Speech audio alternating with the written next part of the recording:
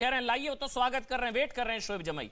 वो शाहीन बाग नहीं करेंगे दूसरा यूसीसी के चक्कर में। सीएए में कर दिया था इन्होंने, वो दूसरा शाहीन बाग नहीं करेंगे। मैं आगे बढ़ूंगा, लेकिन पहले सुबुई का कमेंट ले लेता हूं सर, एक एक करके सबका कमेंट ले लेता हूं, फिर मैं आगे बढ़ूंगा। पहले सुबुई, फिर विरोध कहां है फिर? जी। मतलब ये तो भाई फिर वही सवाल उठता है, फिर तो बचना है ना टुकड़ों में यूसीसी। कहां विरोध, कौन सा विरोध? ये कुछ है बदरुद्दीन अजमल टाइप्स लोग या ओवैसी टाइप्स लोग। ये प्रोग्रेसिव शोएब तो कह रहे हैं लाइए ना, और मुसलमानों के हित में है यूसीसी, ये कह रहे हैं शोएब। जी अमन, आज शोएब जमाई जी ने कुछ कॉन्स्टिट्यूशनल ऑब्लिगेशन की बात करी, सुन के बहुत अच्छा लगा कि हमारी ये जो डिबेट्स हैं, जो तर्क वितर्क कुतर्क या जो संवाद होता है, वो कहीं ना कहीं लोगों के दिमाग में एक सेंस डाल रहा है।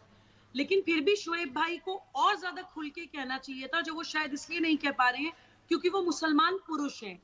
मैं एक मुसलमान महिला होने के नाते पूरी जिम्मेदारी के साथ आपके चैनल पे कहना चाहती हूँ अमन, कि पूरे देश की मुसलमान बच्चियों को यूनिफॉर्म सिविल कोड की जरूरत है। यूनिफॉर्म सिविल कोड में शादी, तलाक, विरासत या फिर अडॉप्शन या फिर गार्जियनशिप, कस्टडी वाले मसले आते हैं, यानी कि महिलाओं और बच्चों से जुड़े मसले।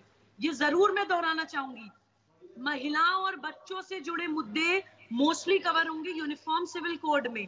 क्या होता है हमारे समाज में, as per Mohammedan law, as per मुस्लिम लॉ जो चल रही है शरिया के नाम पर, एक्चुअली अल्लाह की लॉ वो नहीं है, लेकिन इस्लाम के ठेकेदारों के हिसाब से mother is not the natural guardian of her own child.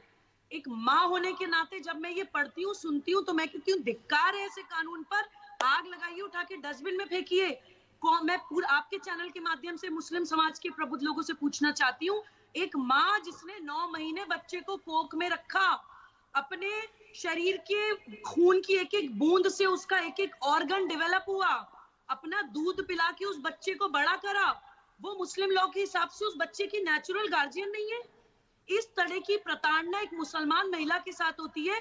और ये तो मैं आपको सिर्फ एक उदाहरण दे रही हूँ अमन, अगर आप मुझे सिर्फ कुछ सेकंड्स और देंगे तो ऐसे एग्जांपल्स दूंगी कि राजनीति करने वाले लोगों की धज्जियां उड़ जाएंगी, शर्म आएगी हमें कि हम मजहब के नाम पर अपनी बच्चियों के साथ कर क्या रहे हैं। समझना चाहते हैं भाई हम, मतलब आप कह रहे हैं मदर इज नॉट हमारे देश में the natural guardian of her child. Yes, mother is not the natural guardian. अगर हस्बैंड की डेथ हो जाए तो माँ से बच्चे को छीन लिया जाता है कि ससुराल वालों का अधिकार है जी, दादा का अधिकार है, दादा नहीं है तो चाचा का अधिकार है, चाचा नहीं है तो ताऊ का अधिकार है, लेकिन माँ का अधिकार नहीं है अपने खुद के बच्चे पर। ये एक उदाहरण है। दूसरा मैं आपको एग्जांपल देती हूं। अच्छा, एक मिनट शोएब, उनको देने दीजिए, फिर आप अच्छा क्या से भाई आप हाँ बताइएगा। एक मिनट शोएब एक मिनट बोलने दीजिए उनको, वो आपके बीच में पता तो लगने दीजिए। आप अपनी टर्न पर बताइएगा क्या सही क्या गलत, अपनी टर्न पर बताइएगा। मैं आपको एक प्लीज एग्जांपल महिला की पीड़ा बता रही हूँ अमन, विद एग्जांपल्स। बताइए विद एग्जांपल्स। हाँ बताइए। हमारे देश में डोमेस्टिक वायलेंस एक्ट है, जो ये कहता है कि किसी भी महिला के साथ शारीरिक, मानसिक, आर्थिक, मनोवैज्ञानिक या किसी भी तरह की प्रताड़ना होगी तो वो एक पनिशेबल ऑफेंस है। क्वासी क्रिमिनल प्रोसीडिंग्स होती है डोमेस्टिक वायलेंस एक्ट में। बिल्कुल। लेकिन मुसलमान महिला के साथ ट्रिपल तलाक करके ये सारा अब्यूज किया जाता है, लेकिन मुसलमान पुरुष बच के निकल जाते हैं क्योंकि शरिया अलाउ करता है। मुसलमान महिला के साथ बहु विवाह करके ये सारे अब्यूज किए जाते हैं, लेकिन मुसलमान पुरुष डोमेस्टिक वायलेंस एक्ट में जेल नहीं जाता है, कोई एक्शन नहीं होता है उसके अगेंस्ट, क्योंकि शरिया की आड़ में बच के निकल जाते हैं।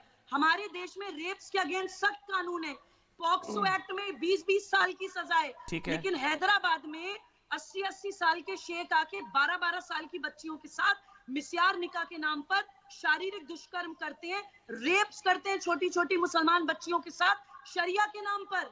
और हम लोग एज अ कम्युनिटी खड़े होके लड़ते नहीं है कि हमें यूनिफॉर्म सिविल कोड चाहिए। ओवैसी साहब कहते हैं इंशाल्लाह एक दिन मुसलमान बच्ची भारत की प्रधानमंत्री बनेगी। Aman, just one last line, please please. इंशाल्लाह एक दिन मुसलमान बच्ची भारत की प्रधानमंत्री बनेगी, बिल्कुल बननी चाहिए, लेकिन तब बनेगी जब आप उसको इस mental, physical, emotional, psychological abuse से बाहर निकालेंगे। ठीक है, जब भारत की बच्ची के नाते उसको प्रोटेक्शन ठीक है ना, वो मैंने भी इसलिए सवाल पूछा। प्रॉपर्टी राइट्स, एडॉप्शन, ये महिला अधिकार, राइट टू इक्वालिटी, और ये सम्मान से जीने का अधिकार, आर्टिकल 14, आर्टिकल 25, ये सारे ये संविधान के जो आर्टिकल्स हैं, ये उसका मामला है। इसका तो रिलीजन से भाई कोई लेना देना ही नहीं है, इसका धर्म से तो बेटी अधिकार और महिला अधिकार का मामला है। मेरे साथ दीपक झा हैं, फिर शिवम में आपके पास